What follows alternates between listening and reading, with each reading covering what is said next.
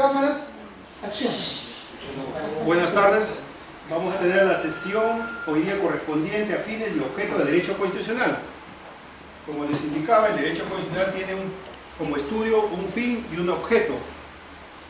Por ello es que vamos hoy día a iniciar de esta manera cuáles son los fines del derecho constitucional. Cuando hablamos del objeto, siempre vamos a tener en consideración que el objeto del derecho constitucional es el encuadramiento de los fenómenos jurídicos. Pero, ¿qué es el encuadramiento? ¿Qué entendemos por encuadramiento de un fenómeno jurídico? Cuando estamos hablando de un encuadramiento del fenómeno jurídico, estamos relacionando a hechos trascendentales jurídicamente que ha sucedido en el campo de una sociedad. Bien, cuando hablamos de sociedad, esta sociedad ha sufrido una transformación. Y esa transformación que ha sufrido se llama fenómeno. Fenómeno jurídico. Una transformación que ha sufrido en el campo jurídico. Y como les explicaba ya anteriormente, también en otras secciones, acá vamos a poner el ejemplo de la transformación de un fenómeno político que ha surgido como consecuencia de un fenómeno jurídico. Pero primero vamos al fenómeno jurídico. El fenómeno jurídico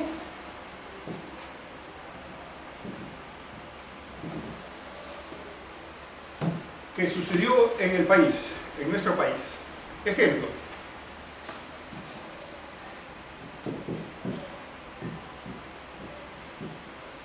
¿Es un fenómeno jurídico de la Constitución de 1993?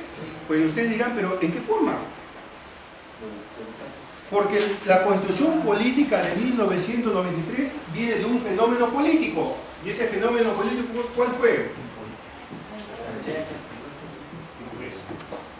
¿No fue consecuencia de un fenómeno político que es el 5 de abril? Y ese fenómeno político que dio a este fenómeno jurídico, ¿por qué lo llamamos fenómeno jurídico? Porque fue un cambio trascendental en la historia del constitucionalismo peruano. ¿Y cuál es ese cambio trascendental en la historia del constitucionalismo peruano?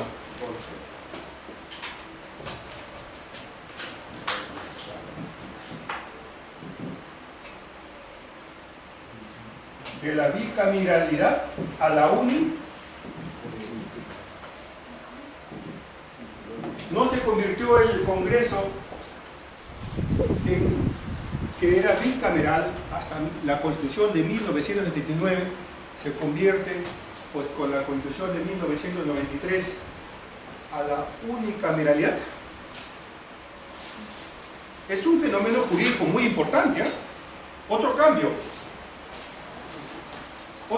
también trascendental en esta Constitución que da lugar al fenómeno jurídico es en la Constitución de 19, a comparación de la 7.9 con la 9.3.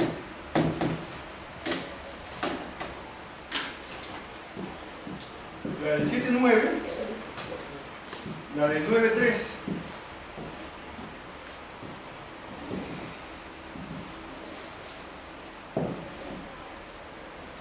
Estabilidad laboral, ¿no es así?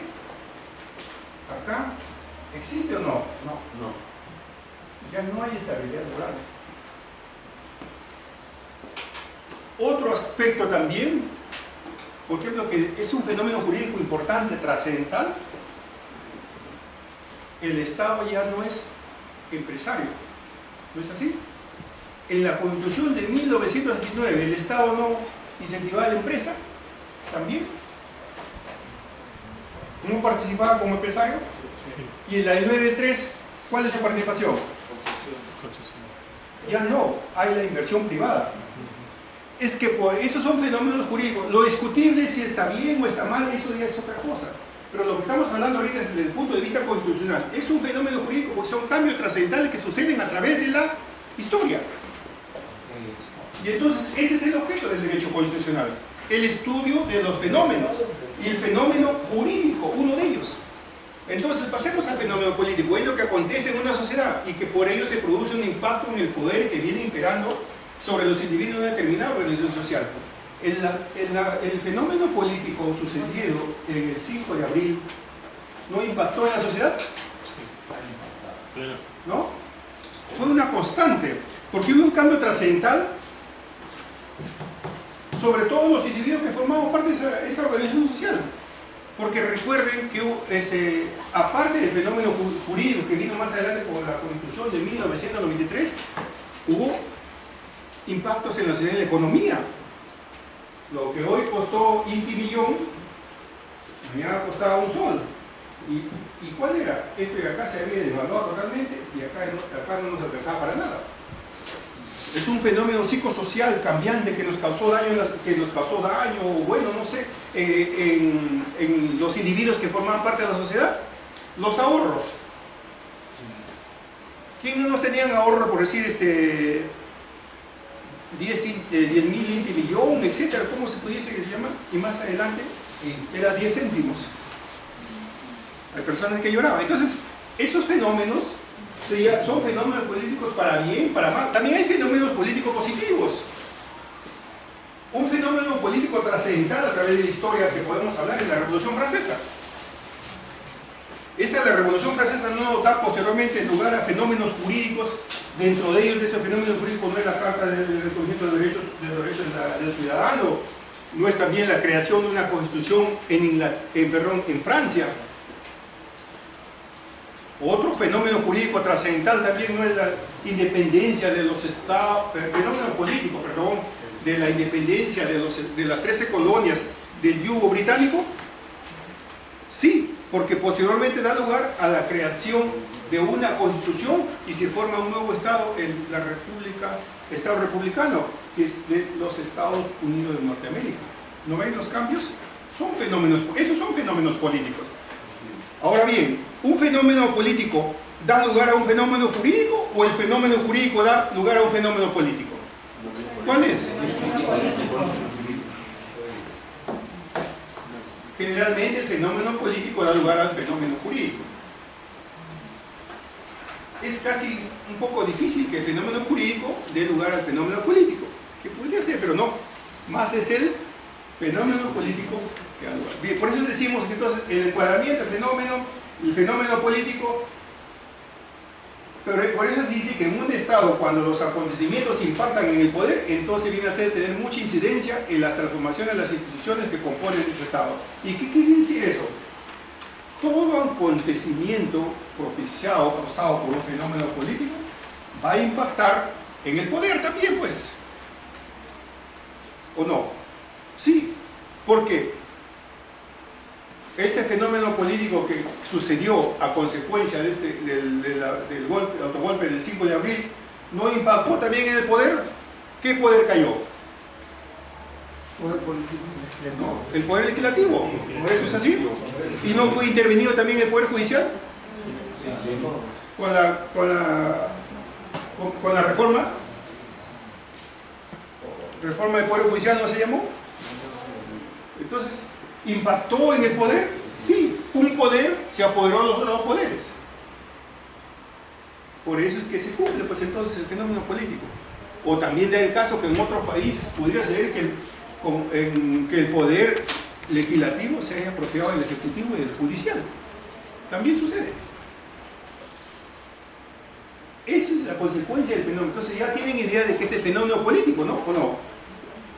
¿Qué es entonces un fenómeno? Es el hecho que acontece en un grupo social y que produce un impacto en el poder. El hecho que acontece en un grupo social y que produce impacto en el poder y que impera eso sobre los individuos de una determinada, y que que esos impactos también vienen a rociar a todos los individuos y a todos nos va a afectar. Esto nos afectó a todos, ¿no? Directa o indirectamente, ¿o no? Los que tuvimos, sí, igual. Por eso se dice que los acontecimientos también impactan en el poder. Hasta ahí está claro la explicación del fenómeno jurídico. Pero bien, entonces, las instituciones que conforman el Estado por el orden jurídico están... Ahora, ¿las instituciones de un Estado están reguladas por un orden jurídico? Sí. Decimos que una institución de un Estado sí está regulada por un orden jurídico, porque si vamos nosotros a la Carta Fundamental de 1993, nos va a decir claramente que cada institución está debidamente normada. Y pongo como ejemplo el Poder Judicial.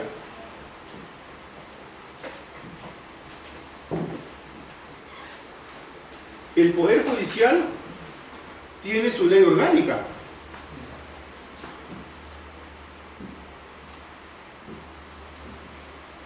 Pero también a su vez está en la Constitución Política.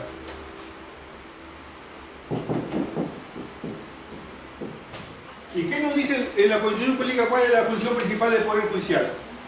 Es el que administra justicia a nombre de la nación.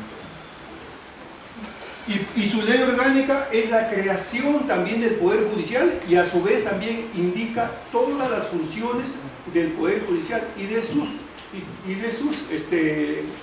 instituciones, la Corte Suprema, la Corte Superior, los juzgados especializados y juzgados de paz de letrado.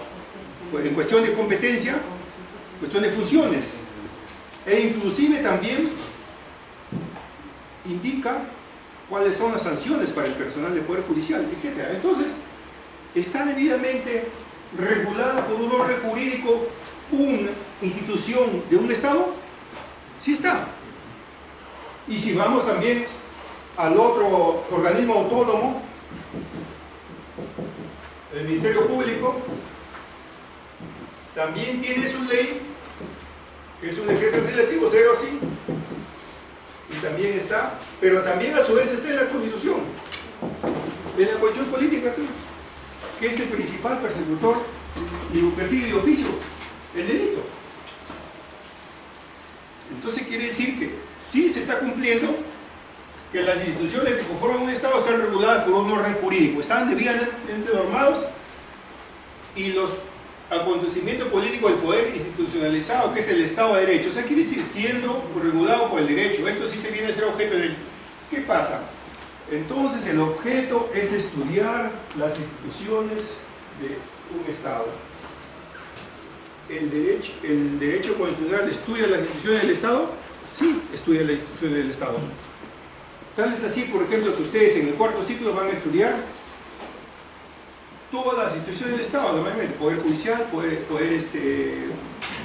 el Ministerio Público, Defensoría del Pueblo, la Consejo Nacional de la Magistratura, etc. Y también van a estudiar la Constitución Política, los derechos fundamentales, que es importante, y las constituciones políticas, las 12 constituciones políticas y el estatuto provisorio que tuvo nuestro país. Eso se dicta en el cuarto ciclo. Entonces, ¿cuál es el objeto en sí del derecho? Pues, ¿no es el estudio del mismo Estado y sus instituciones? ¿Es el orden jurídico que se lleva? Ese es el estudio del derecho constitucional. Pero lo vamos a estudiar así, rápidamente. ¿Cuál es su función? No, lo van a estudiar desde el punto de vista, al menos de mi punto de vista, de mi proyección, lo estudiarán doctrinariamente y cuáles son las funciones de este tipo de instituciones que llevan a cabo. Bien, Jean Bourdieu, francés, nos explica que hay tres aspectos en el poder político que dan lugar al objeto del estudio del derecho constitucional, que es un fenómeno jurídico, ya que es igual a la fuerza de una idea. Ya les expliqué el fenómeno jurídico. ¿Y saben? Ya distinguir el fenómeno jurídico. ¿Qué es un fenómeno jurídico? Es algo trascendental que se realiza o que se produce en el Estado, en el punto de vista del derecho. El ejemplo más clásico que les he puesto es en nuestro país la Constitución de 1993, que hay reformas diferentes a la Constitución de 1979, como el caso de la estabilidad laboral, que ya no se ve en la Constitución del 93, ¿no es así? La del 79 es la que protegía al trabajador, la del 93 no es que lo desproteja, sino solamente el Estado está como un mero observador, que se dé cumplimiento por parte de las instituciones quienes son los empleadores, por decir. También está la libre competencia. Ya no es que el Estado, en la del 79, por ejemplo, ¿cuál era? El Estado era también participante e inclusive era a su vez empresario, pero dio lugar o dio resultado que el Estado sea bueno, el Estado sea empresario? Uno de los ejemplos, el Natru, ¿recuerdan? Claro. ¿En qué termina el Natru? En el cementerio de carros no uses. Ese es el problema, que el Estado se llegó a una determinación que no era buen administrador. Hay muchos aspectos, corrupción, burocracia, etc. Por eso es que el Estado aparentemente se puso a la par con los demás países del mundo, en que el Estado solamente es un mero regulador y observador que se dé cumplimiento a las leyes existentes. Y una de esas leyes existentes es lo que está en la Constitución y las demás leyes. Porque ustedes ya deben distinguir cuál es la ley de leyes de un país. ¿Cuál es? Es la Constitución política.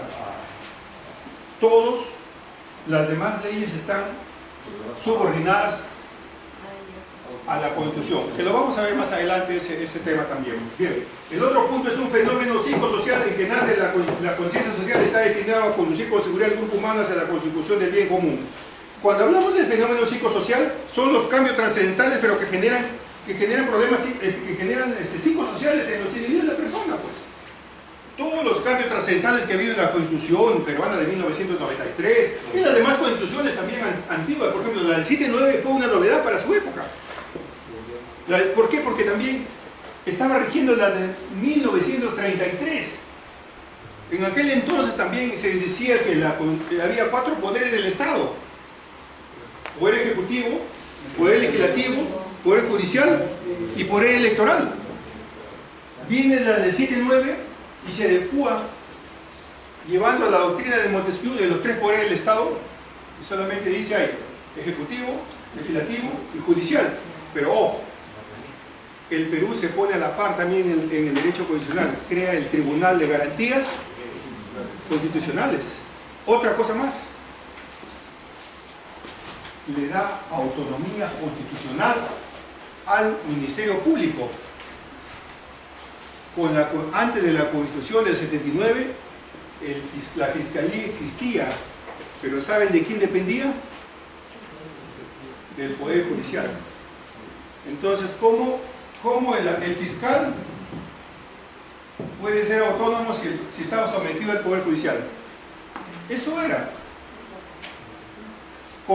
Entonces fue un fenómeno jurídico que causó también psicosocial en aquel entonces, cuando se instaura la nueva Constitución de 1979. Sí, también fue, para la época.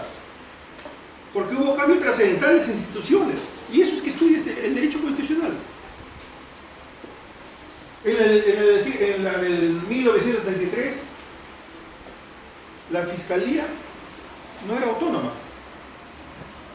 Viene la del 7-9 y le da su ley orgánica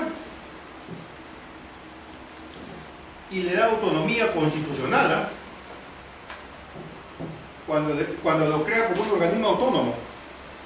Entonces ya no puede estar supeditado ni el presidente, ni el fiscal de la nación puede estar sumiso, pues. Ya pueden actuar los fiscales con autonomía, como sucede ahora.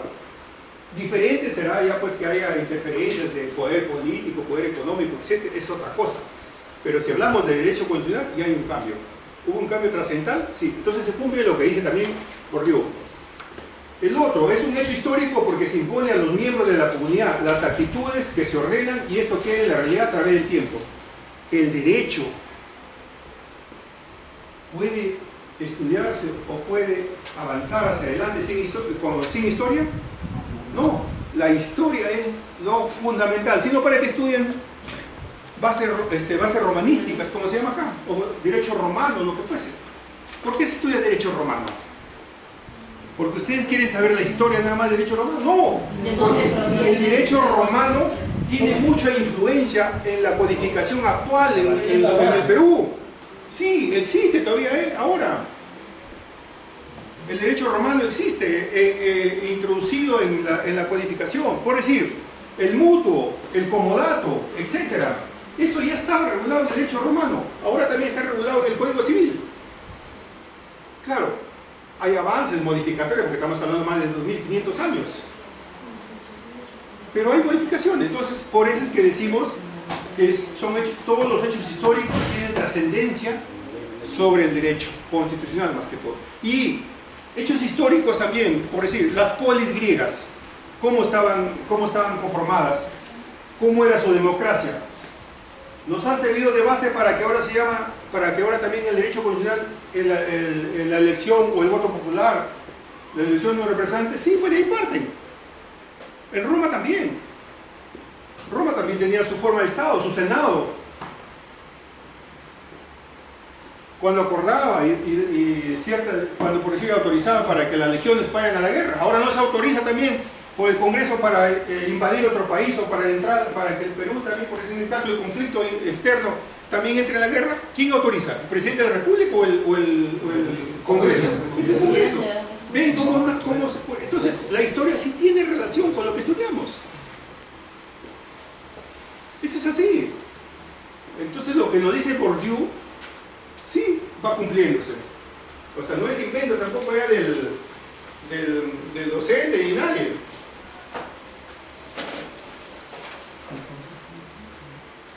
Ahora, ¿y qué es un Estado de Derecho? Cuando decimos qué es un Estado, porque siempre escuchamos nosotros el Estado de Derecho, ¿no? ¿Qué podemos entender como Estado de Derecho? Estado de Derecho es una organización política de la vida de una sociedad, la misma que está sujeta a procedimientos debidamente regulados por la ley. Organización política, necesariamente, solamente el Estado de Derecho es una organización política, ¿o falta algo?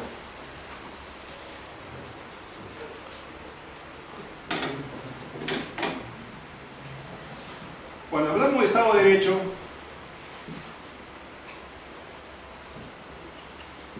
decimos que es una organización política, ¿no es así?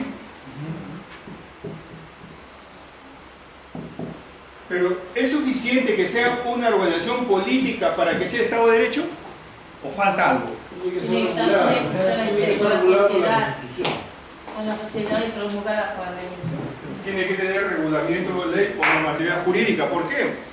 Porque si no, no se llamaría Estado de Derecho, pues por eso se llama Estado de Derecho, porque está debidamente regulado por la ley. Entonces, un Estado de Derecho es una organización política debidamente regulada por la ley. Es lo que dice acá. Aquí los actos del Estado tienen un límite fijados en un marco jurídico al amparo del principio de legalidad y el respeto a los derechos fundamentales. ¿Y por qué decimos el principio de legalidad?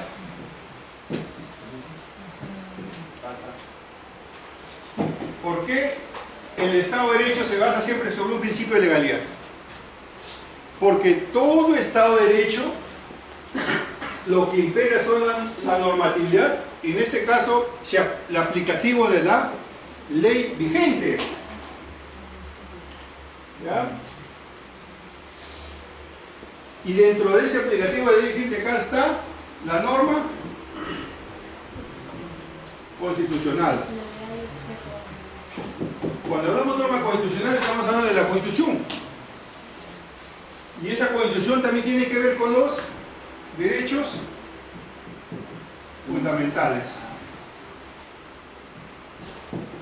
Entonces, estamos yendo, sí, al amparo del principio de legalidad. El marco jurídico que enmarca, que tiene ese Estado, se basa sobre un principio de legalidad, sobre lo que es la ley, sobre el cumplimiento de la ley estricto y también el respeto a los derechos fundamentales. El principio de legalidad es cuando se valora lo justo por una sociedad y que no se puede aplicar una sanción si no está escrita. Claro, cuando decimos que el principio de legalidad, por decir, es lo justo, ¿a alguien se le puede sancionar si no está prescrito en la ley? No. ¿Hay prisión por deudas? No. No hay, pues. Entonces, pero sin embargo, también el principio de legalidad subsiste o dice de que también existe sanción a quien quebranta el ordenamiento jurídico de una sociedad. El hurto, la persona que se apodera legítimamente de un bien ajeno, está cometiendo hurto. Y eso está sancionado. Entonces la sociedad también tiene derecho a defenderse. Y para ello también está debidamente normado en el Código Penal. Entonces, ¿nos basamos en un principio de legalidad? Sí, porque ese principio legal está debidamente prescrito y por lo tanto esa persona debe ser sancionada. Ese principio de legalidad es la explicación más simple que se les puede dar. ¿No es una falta eso, profesor? Cuando hablamos de hurto, hay que calificarlo por el monto. ¿Entiendes? Si de repente la persona que sustrae un bien, por decir, le sustrae 100 soles, así en forma simple, estamos cometiendo una falta. Pero sin embargo, si una persona te sustrae un celular que vale más de 2.000 soles, o una estafa en todo caso. Ese es diferente, es otro tipo de delito, la estafa. Estamos hablando de hurto simple, hurto agravado. Hay muchas modalidades, se lo van a estudiar más adelante en penal. Pero al menos el hurto simple, porque está caminando por la calle, alguien te arrancha tu cartera, una sola persona, o te sustraen tranquilamente un bien que es valorativo, que pasa la cantidad de la remuneración del bien habitante, entonces lo califica como hurto. Pero si en cambio vienen dos o más personas, te ponen un revólver en la cabeza y te llevan así el monto sea menor, sin embargo eso ya se califica por dos o más personas, con arma, entonces es agravado. ¿Y el robo sistemático a los bancos? Bueno, es otro aspecto también que se va a buscar, pero entremos en el campo penal, ya pues estamos entrando en el campo penal. Ya, entonces, bien, ya indicamos entonces el fenómeno jurídico, el fenómeno político, ¿ya? ¿De qué puede entonces producirse? Y ahora rápidamente vamos a ver la evolución histórica del Estado de Derecho. Esto, tomen siempre nota, no sé por qué les digo. Entonces, cuando hablamos, ¿cómo era el Estado de Derecho de la concepción imperial romana? Cuando se instaura el Bajo Imperio, estamos hablando de 285 a 305 a.C. con Cayo Valerio Aurelio Diocleciano, estamos hablando ya en el Imperio. Recuerden que Roma tuvo 3 fases: los reyes, la república y el imperio. Acá nace la ley de 12 tablas, ¿ah? Eso estudia en derecho romano ya. Bueno, nosotros estamos hablando de la concepción de Estado desde el punto de vista del Imperio Romano.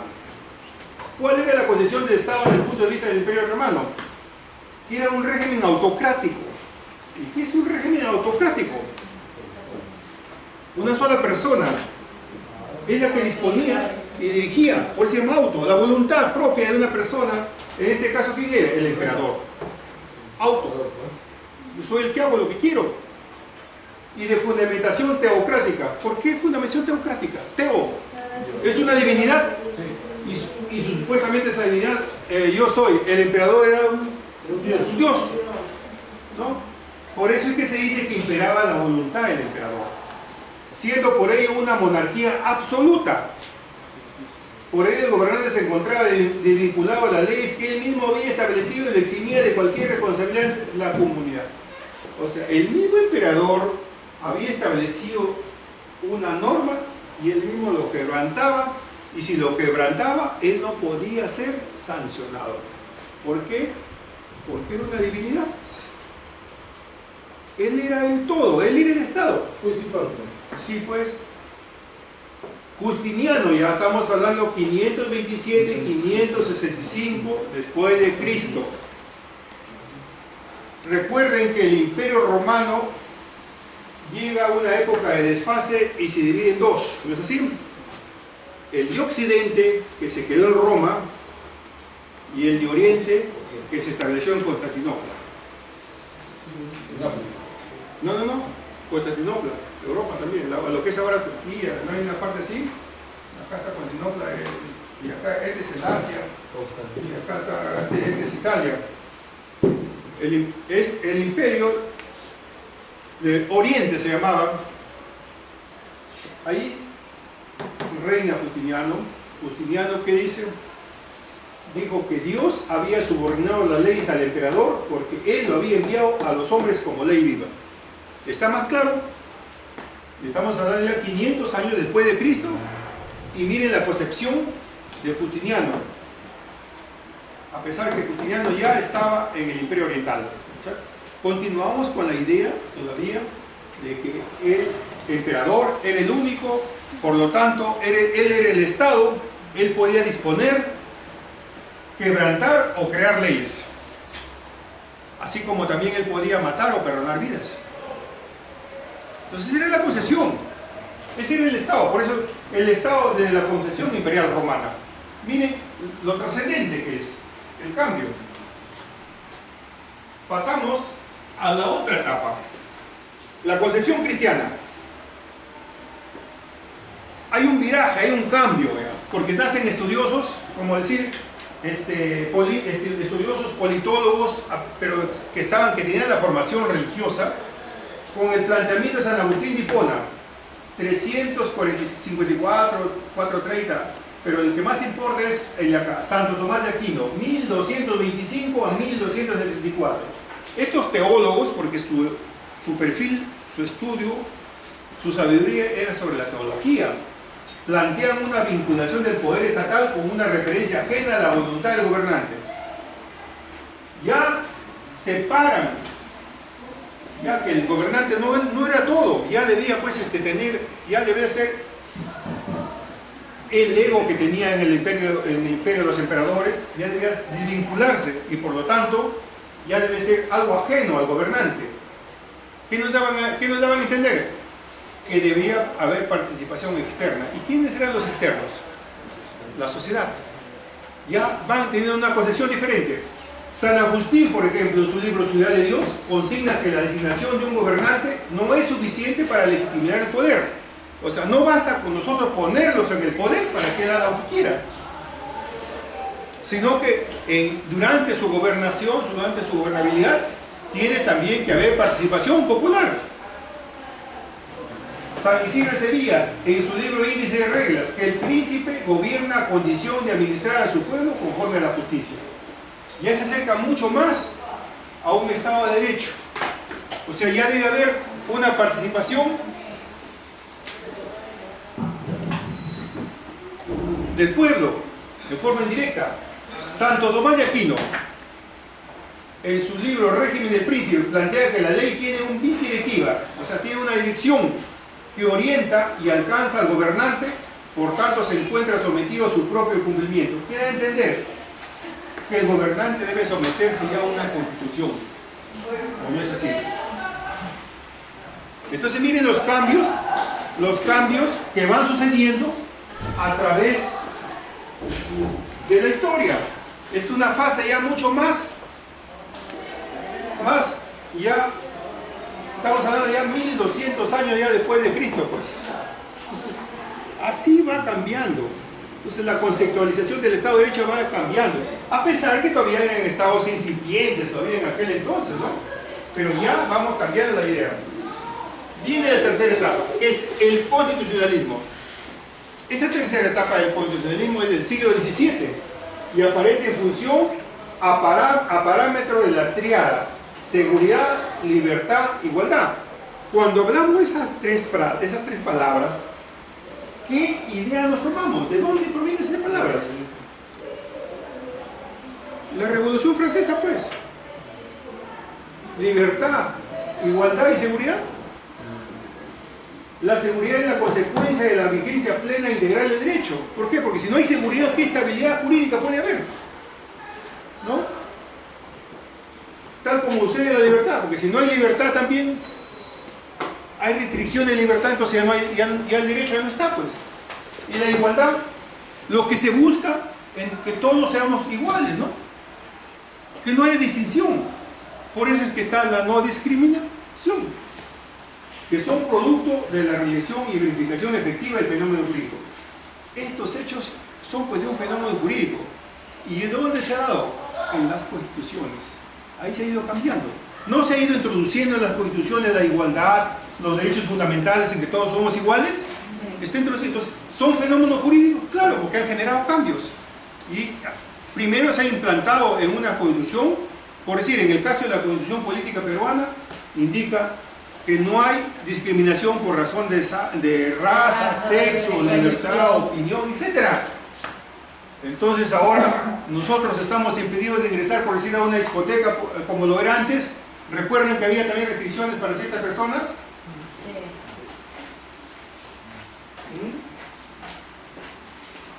Eso es lo que ustedes entonces ven. Aquí el Estado se encuentra, pero sí, el Estado siempre tiene una limitación con el fin de dar seguridad a los hombres y de proteger la libertad y derechos individuales.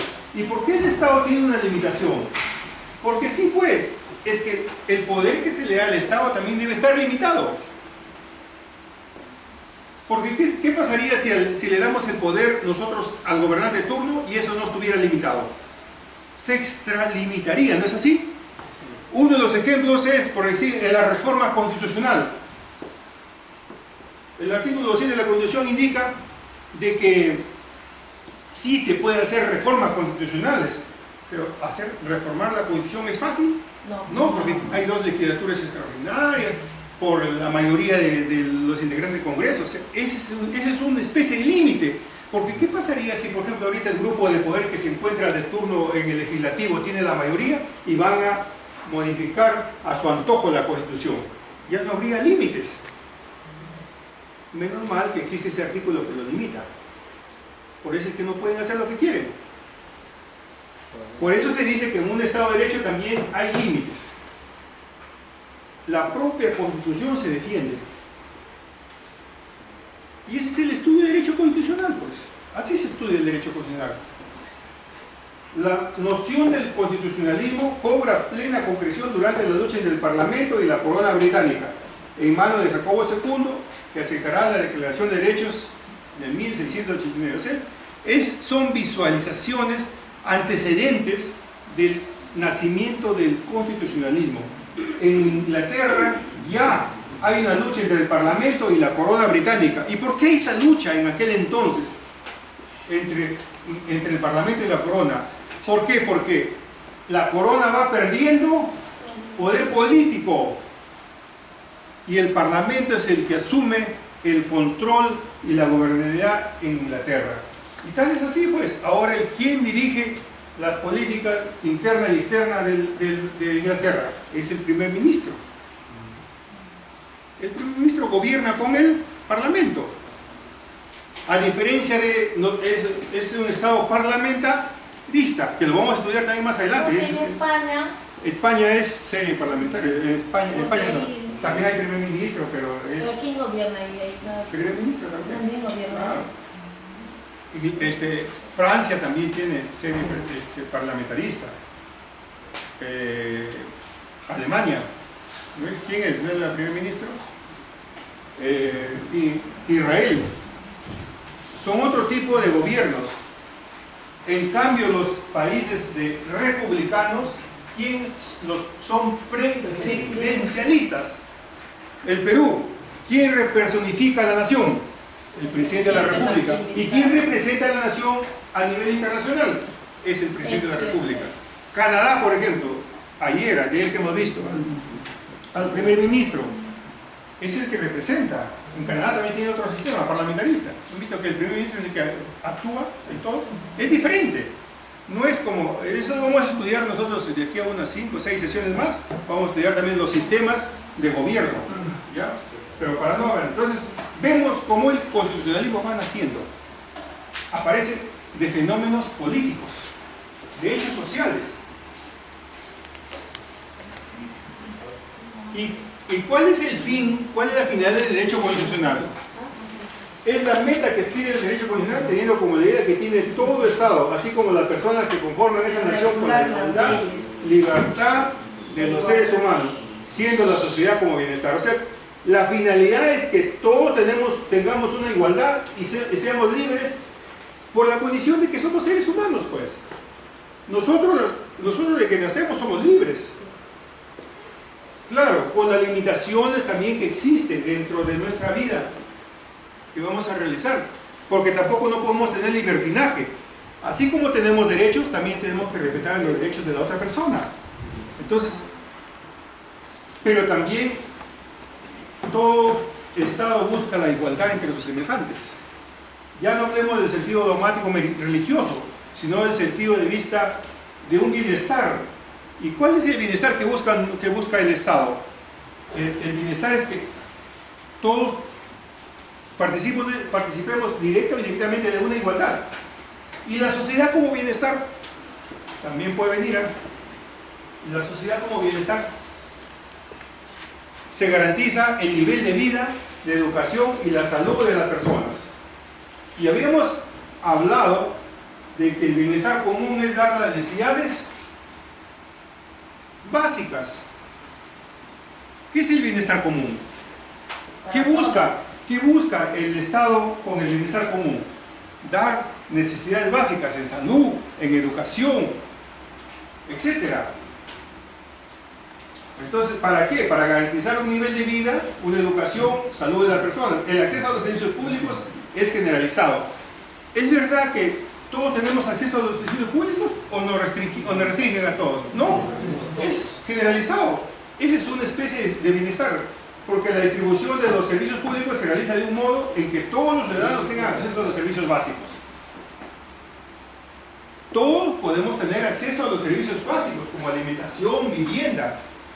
Eso es lo que se busca, medicina, educación, básicos. Tampoco se nos puede dar todo. Derecho a la opinión también, profesor. Ese es un derecho constitucional, derecho fundamental, perdón, la libertad de opinión. Estamos hablando de bienestar, que es dar los servicios básicos. ¿Cómo se financia la sociedad? Una pregunta muy interesante. ¿Y cómo se financia la sociedad bienestar? O el bienestar de la sociedad, ¿cómo se financia? Se hace mediante el pago de impuestos de manera directa o indirecta por los ciudadanos. Porque ¿qué pasaría si todos reclamamos y el Estado no nos va a dar? ¿Y cuál es el financiamiento de forma indirecta? A través del Estado, ¿no? Cuando ustedes compran muy bien, común y corriente, yo compré una gaseosa, estoy pagando una especie de impuesto, ¿no es así? Y ese impuesto estoy pagando en forma indirecta, ¿no es así? Y forma directa es cuando tengo que contribuir con un cierto pago de una declaración. ¿Se dan cuenta? Ahí está también la diferencia. Siempre tengan en cuenta lo que hablo, No haya sorpresas. ¿Y qué es el bien común? Cuando hablamos del bien común en la sociedad, son las condiciones necesarias para que los hombres, familias y asociaciones puedan lograr su pleno desarrollo. ¿Pero el bien común tiene relación con el bienestar? Claro, porque si la sociedad bienestar, o sea, lo que nos dan las necesidades básicas, sirve para eso, pues, para el bien común de la sociedad. Conceptualmente, el bien común es el conjunto de libertades, bienes y servicios que hacen posible a las personas su mejor desarrollo en la sociedad en que ellos forman parte. ¿Y cuáles son los elementos del bien común?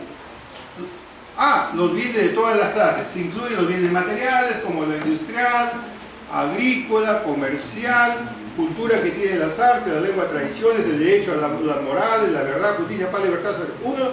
O sea, todo esto también forma parte del bien común. Por decir, el arte forma parte del bien común, claro, porque también hay personas, a todos nos gusta a veces el arte, y también tenemos derecho a tener acceso al arte, escuchar una música clásica. El Estado fomente el arte. Claro, por eso que el Estado debe propiciar sus museos, sus lugares arqueológicos, proporcionar para que los ciudadanos, para que los escolares, estudiantes, vayan, tomen nota, vean la cultura que tenemos. Es una especie de arte. La lengua, el aprender idiomas, el estudiar nuestro idioma, el quechua, las tradiciones, todo lo que tienen los pueblos, de la serranía, de la selva, el derecho, la moral como la verdad, es incentivar el estudio del derecho, incentivar el comportamiento ético en el ciudadano y en el estudiante. Sino porque se estudia a veces ética en las carreras. Es de esa manera, pues. Buscando también justicia, paz, libertad, solidaridad. Y acá tenemos elementos del bien común. Bienes de todas las clases, distribución justa de los bienes, de estos bienes, condiciones sociales y externas, o sea que el Estado busque propiciar las necesidades básicas, adecuada organización social. Cuando hablamos de una adecuada organización social, el Estado pues tiene que buscar que la sociedad se organice ordenadamente, no haya desorden. Y el Estado nomás en sí, en su conjunto, estamos hablando del gobierno regional, del gobierno locales. Por decir, el gobierno municipal, ¿qué es lo que tiene que hacer? Es zonificar, a veces no autorizar ciertas viviendas a orillas del río, donde sabe que posteriormente con unos huecos se lo puede llevar. Es su trabajo. Entonces está cumpliendo una adecuada organización social, lo está reglamentando y ubicando en los lugares adecuados. Pero ¿qué sucede? A veces por populismo o porque un grupo de personas toman parte de una ribera, cerca de la ribera de un río, 5, 10, 20 años no pasa nada y viene un año y se lo lleva todo. ¿Hay una adecuada organización social? Está propiciando. Ese es uno de los ejemplos. Hay muchas formas de ejemplos. Entonces, por eso vemos que todo eso forma parte del estudio del derecho constitucional. ¿Bien? Eso es importante.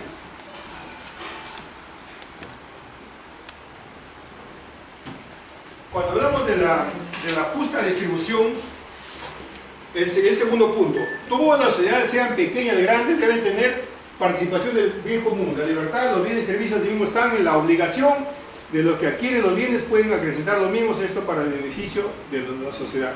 Quiere decir que todas las sociedades tiene que haber una justa distribución de los bienes. ¿Por parte de quién? Del Estado. Y esas sociedades, cuando reciben también esos bienes, también tienen que acrecentarlo. Un ejemplo.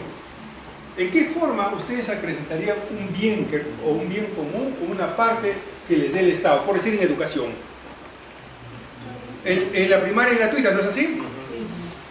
Salvo que por forma de algunos ya lo hagan en centros educativos particulares, eso ya escapa del Estado.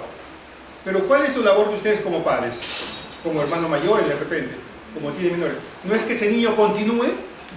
O dicen, solamente me dio el Estado a la primaria gratuita, ahí lo dejo.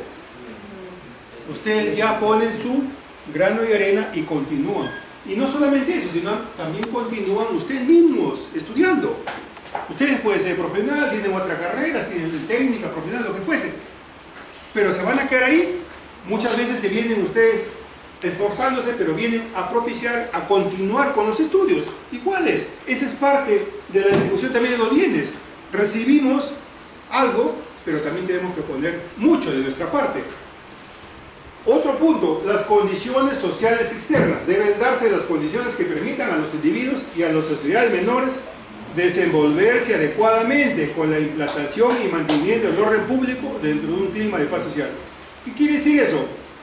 Que también debe haber lugares propicios y estables de seguridad, de tranquilidad, para que el ciudadano pueda desenvolverse normalmente en su ritmo diario de vida. ¿Qué pasaría si no hay estabilidad?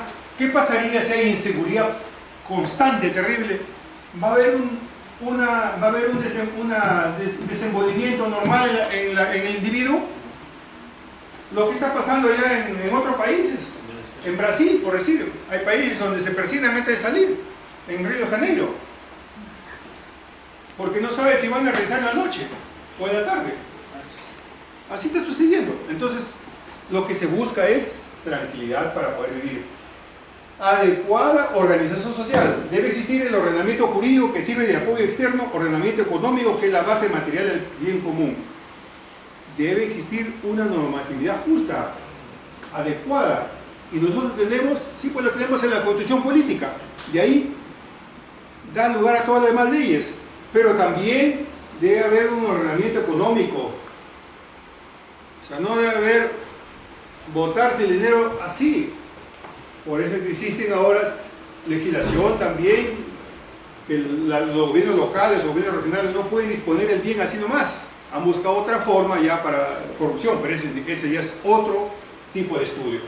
Entonces, el sistema educativo como garantía interna del bien común y el orden político como responsabilidad del Estado. Es importante el sistema educativo. Si el sistema educativo no está regulado, si el sistema educativo no forma parte de unas políticas, de un Estado, estamos mal. Porque ¿cuál es la base fundamental para que ese Estado progrese a través del tiempo? ¿No es la educación? Si no nos educamos adecuadamente, no nos formamos adecuadamente, no tenemos los docentes adecuados, entonces ¿qué podemos pedir? Pues para el futuro. Igual también en derecho.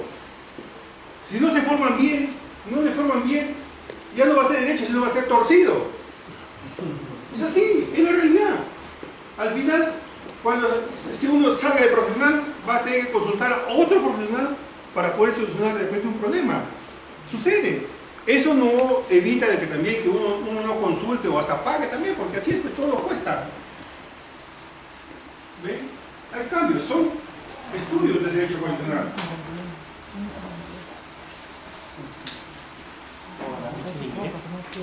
Bueno, ahí hemos terminado entonces por hoy día la clase.